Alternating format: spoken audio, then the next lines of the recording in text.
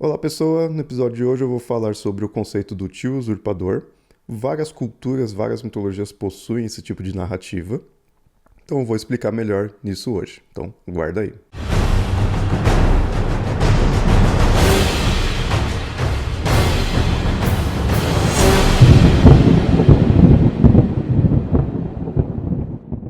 Antes de começar o episódio, sempre lembrando, se inscreva aí se você não é inscrito, curta o vídeo e compartilha também.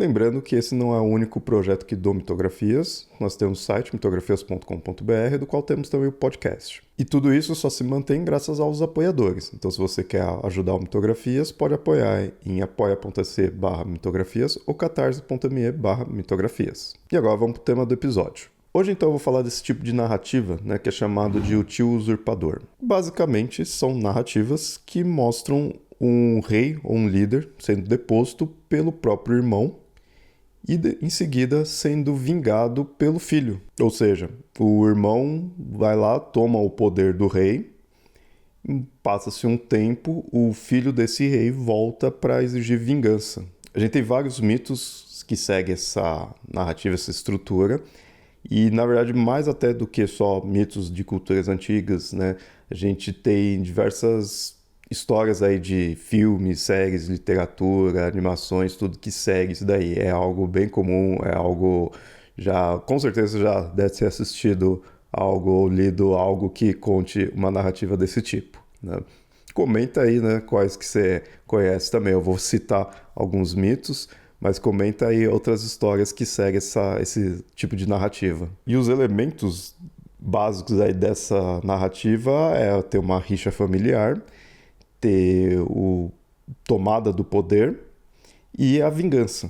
É isso que marca esse tipo de mito. Vamos já começar a falar de alguns? E em 2022 estreou o filme chamado Northman. O Northman, ele conta a história de Amleth, filho do rei Aurvandil, e aí esse rei Aurvandil ele foi morto pelo próprio irmão chamado Fionir. E aí o Fionir foi lá e tomou o poder. O filho dele, o Amleth, sobreviveu, conseguiu escapar e depois jurou vingança e, de fato, quando cresce, volta lá pro local para se vingar, matar o próprio tio. Muita gente acha, principalmente por causa dos nomes que tem nesse filme em si, que o filme foi baseado na peça do Shakespeare, o Hamlet.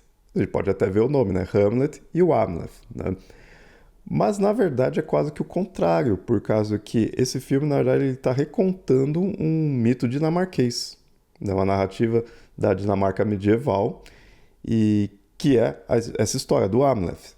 Isso que eu contei, o filme conta isso daí, mas a própria narrativa antiga já também conta isso. São esses mesmos personagens, essa mesma estrutura. E dessa história, com algumas alterações que veio depois, tudo que inspirou o Shakespeare a fazer a peça Hamlet.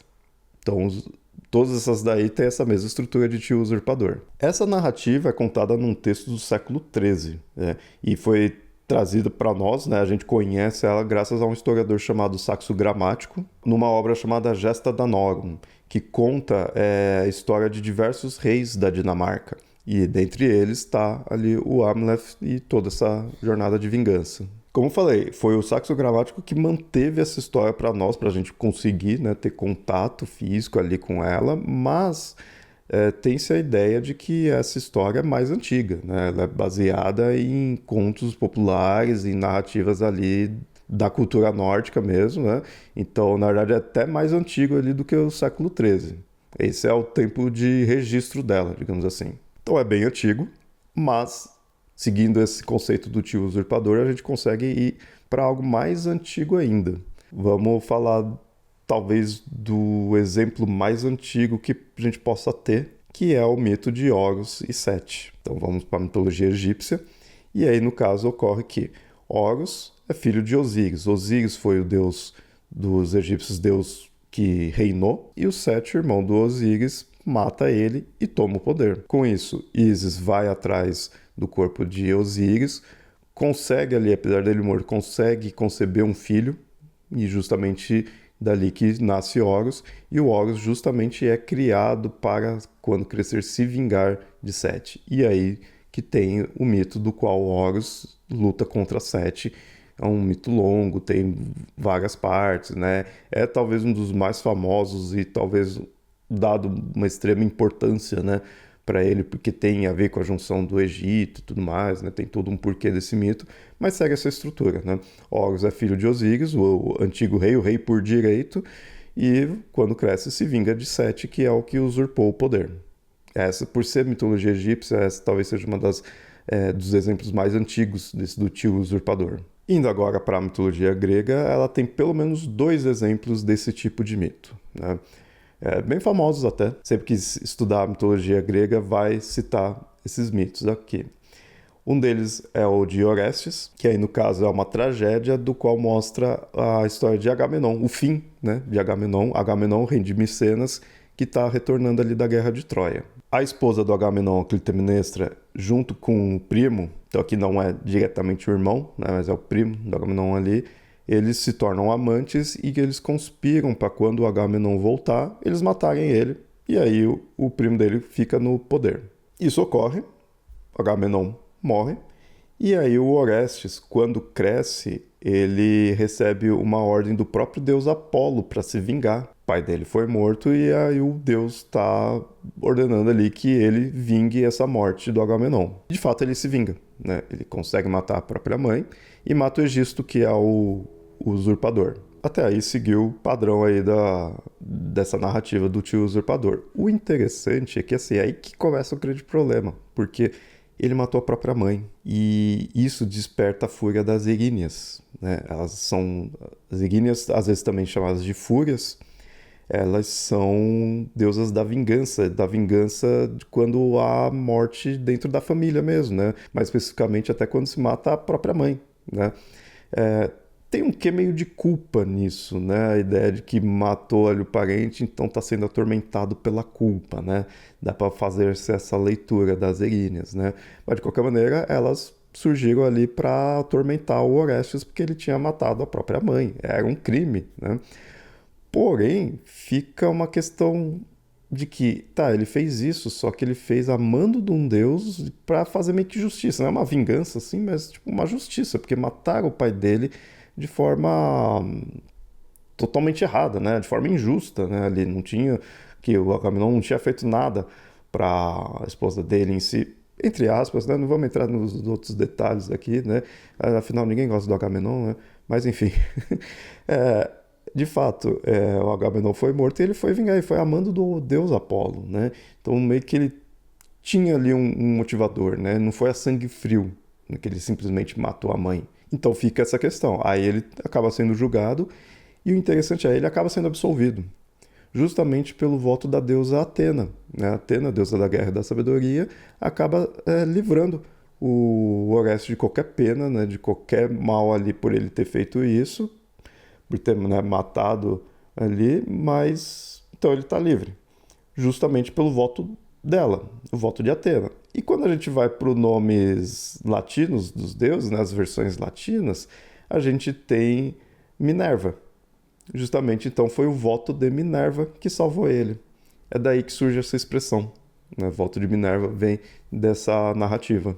Ainda na mitologia grega, a gente tem uma outra narrativa que segue esse conceito do tio usurpador, que é a narrativa de Jasão, né? Jasão, o herói líder dos Argonautas, ele era filho de Éson, e aí, no caso, Pélias era o meio-irmão de Éson, e toma o poder, e aí acaba matando também todos os descendentes para não ter risco, né, de sofrer nenhum problema com isso.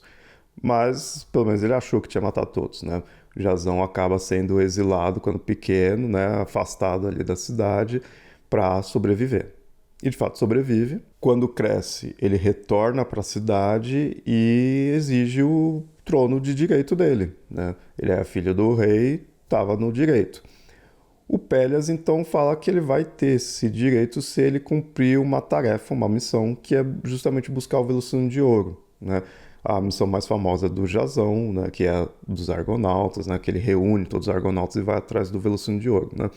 Esse é um elemento até comum também em outros mitos, né? De ir em uma jornada heróica para realizar uma missão para alguém, né? Um desafio. E, de fato, Jasão vai lá, reúne os argonautas, vai atrás do Velocino, consegue o Velocino. Nessa jornada ele conhece Medeia, se casa com ela, né? Se une a ela. E aí os dois então retornam para a cidade. Mesmo tendo retornado ali, mostrou que conseguiu cumprir a tarefa, o Pélias não abre mão do trono, né? Continua sendo o rei, não, né, não quer ceder, e o Jasão acaba não fazendo nada, né? O Jasão é meio bundão mesmo, ele acaba não fazendo nada. Quem faz algo é a Medeia, né, a esposa do Jasão, ali no momento, e o que ela faz? Nessa época o Pélias já estava mais idoso, e aí ela chega nas filhas do Pélias e engana elas, falando que ó, ele tá idoso, ele logo vai morrer tudo, então vocês podem fazer algo para ele rejuvenescer. O que vocês precisam fazer? Pega o corpo dele, esquarteja, coloca ali num caldeirão que ele vai surgir dali inteiro e muito mais jovem. Elas caem nessa conversa, era uma mentira, óbvio, e fazem isso. Então, elas esquartejam o próprio pai e aí já era, matou. Então, quem faz a vingança mesmo ali não é o Jasão em si, acaba sendo a esposa dele, a Medeia. Saindo agora da Grécia, mas ainda mantendo ali próximo no Mediterrâneo, a gente tem na mitologia romana, talvez relacionado a um dos mitos mais importantes de Roma, que é a própria fundação da cidade. Então a gente tem o mito de Rômulo e Remo. Antes deles fundarem, né, a cidade ali, está relacionado a eles também essa imagem do tio usurpador. Eles eram filhos de Réia Sílvia. E Réia Sílvia era filha do rei Numitor. E aí é esse rei que acaba sendo deposto. O irmão dele, Amulhos, toma o poder. E para não ter ninguém ali, evitar, né, que alguém reclamasse o poder de volta, ele faz com que ela, a Réia Sílvia, que era filha do Numitor, se tornar uma sacerdotisa da deusa Vesta. Ou seja, ela se manteria virgem. Porém, o deus Marte acaba dormindo com ela e ela engravida justamente dos gêmeos Rômulo e Remo. Ela acaba tendo que abandonar eles para não ter nenhum problema. E quando eles crescem, eles descobrem essa origem real deles e vão até lá e ajudam o Numitor, que o Numitor ainda estava vivo, a tomar o poder de volta, né? E conseguem, então, essa é uma parte, né, da narrativa geral deles, mas a parte que conta nesse estilo do tio usurpador é até esse momento, né? E o avô deles consegue de volta o poder. Interessante, né, que ali a gente vê aqui é o avô, né, não é o pai em si especificamente, e querendo ou não, porque o pai deles é uma divindade, então é algo de fora. A questão ali do rei, de quem tomou o poder, quem vai tomar de volta, tudo, é a relação deles com o avô, né? O pai em si está de fora por ser uma divindade. E é interessante que eles são os que fundaram Roma, então eles não estavam interessados em si nesse poder mesmo. Então eles retornam o poder para o próprio avô, né? Eles não reclamam ali algo que era do avô e aí eles que vão ser os líderes, né? A história deles continua, mas continua voltando ali para a criação de Roma mais para frente, né? Então você vê que tem algumas mudanças, mas continua nesse mesmo aspecto, né? E por fim temos um mito um pouco mais distante dessa vez, que a gente vai agora para a mitologia indiana. A gente tem o mito de Krishna versus Kamsa. Kamsa, às vezes ele é considerado uma reencarnação de um Asura. Um Asura, ele seria, entre aspas, um demônio, né? Porque na verdade é uma raça inimiga dos deuses. E ele, no caso, era primo de Devaki, que é a mãe de Krishna. Kamsa era filho de Ugrasena e rei de Mathura, e aí ele toma o poder do próprio pai, né? Então aqui não é especificamente tomando o poder do irmão, mas do próprio pai, né? Ele ainda não tinha direito a isso, vai lá, toma o poder. E aí foi profetizado que o oitavo filho de Devaki iria ser a ruína do Kamsa. Com isso ele prende ela, para que ela não tenha nenhum filho. O que não dá certo, ela continua tendo os filhos, né? Aí já entra bem a parte milagrosa do mito, né, em si, e de fato nasce o oitavo filho, que é o Krishna. O Krishna, então, é transportado para outro local longe da cidade, longe da prisão, né, onde estava a mãe dele, para sobreviver. E o Kamsa fica sabendo disso, e aí ele manda um monte de gente para matar o Krishna e nada dá certo, o Krishna vai derrotando todo mundo. Quando o Krishna, então, cresce, retorna para Mathura e se vinga, né, do usurpador. Corta a cabeça do Kamsa, e aí termina essa parte ali da narrativa de tio usurpador, né? Então, de novo, um pouquinho diferente, né, em questão do parentesco, né? Não é exatamente irmão em si, tem umas diferenças, mas segue essa mesma ideia, né? De um parente tomando poder e alguém vindo ali, o herói, né? O herói da narrativa vindo para se vingar. Tem muitos outros exemplos, né? Ali eu citei os que são mais populares, né? Mais conhecidos, mas é interessante a gente analisar que, assim, tem muito, né? Só que, assim, o que a gente põe de essência, né? Que eu falei no início. É a questão de briga de família, né? Muitas vezes sendo de irmão, mas não exatamente. A tomada do poder, né? Essa briga é pela tomada do poder. E depois vem a vingança do descendente, né? Do filho, ou nos casos do neto, né? Do mundo um pouquinho, mas segue isso daí. Isso é o que constrói essa estrutura do tio usurpador. Mas se a gente tirar essa parte ali do parentesco em si, você vê que vai ter muitos mesmo mitos que têm semelhanças, né? Porque vai tratar de... Alguns até vai tratar de rixas familiares, né? De outra forma, mais com rixas familiares. Outros vai tratar da questão da tomada do poder, né? E aí uma vingança por causa disso, né? Então tem... Se tirar essa estrutura mais ali familiar, né, que define, né, como tio usurpador, a gente vai para muitos outros exemplos também ainda parecidos, né? A história de Zeus tomando o poder de Cronos, se for ver, entra nisso. E ainda entra uma questão familiar até, de certa forma, mas é uma tomada de poder, né? Então tem suas particularidades, mas vingança e usurpar poder, isso é muito comum nos mitos. Então essa é a essência dessa narrativa, mas tem muitos elementos e até dentro de cada narrativa tem muitos elementos que a gente encontra em outras, né? Se você foi prestando atenção ali, você pode ter identificado alguns elementos que a gente encontra em outras narrativas, independente até se são da mesma cultura ou não. É a forma como dá para comparar muitos desses mitos, né?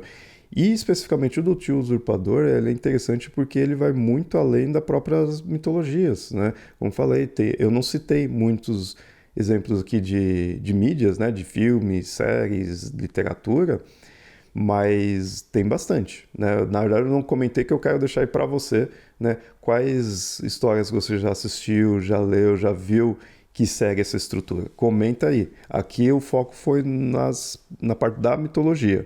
Mas comenta quais que você acha interessante. Tem outros tipos de mitos também, né? Tem outros tipos de narrativas. Então, futuramente, vou fazer outros episódios também mostrando isso daí. Que é comum ter isso de mitos numa estrutura semelhante e é agrupado, né? Visto que tem uma estrutura em comum. E aí, indo para as mídias, acaba também mantendo isso porque o pessoal se inspira nesses mitos, né? Isso desde sempre, né? Espero que tenha gostado, espero que tenha conhecido melhor, né, o porquê que se repete, né, algumas dessas estruturas, que então já é algo bem definido, né? E comenta aí então o que achou, curta aí o vídeo, né, se inscreva se não é inscrito e que queira apoiar, fica à vontade, né? Sempre lembrando, apoia.se/mitografias ou catarse.me/mitografias. E a gente se vê no próximo episódio. Então, até mais.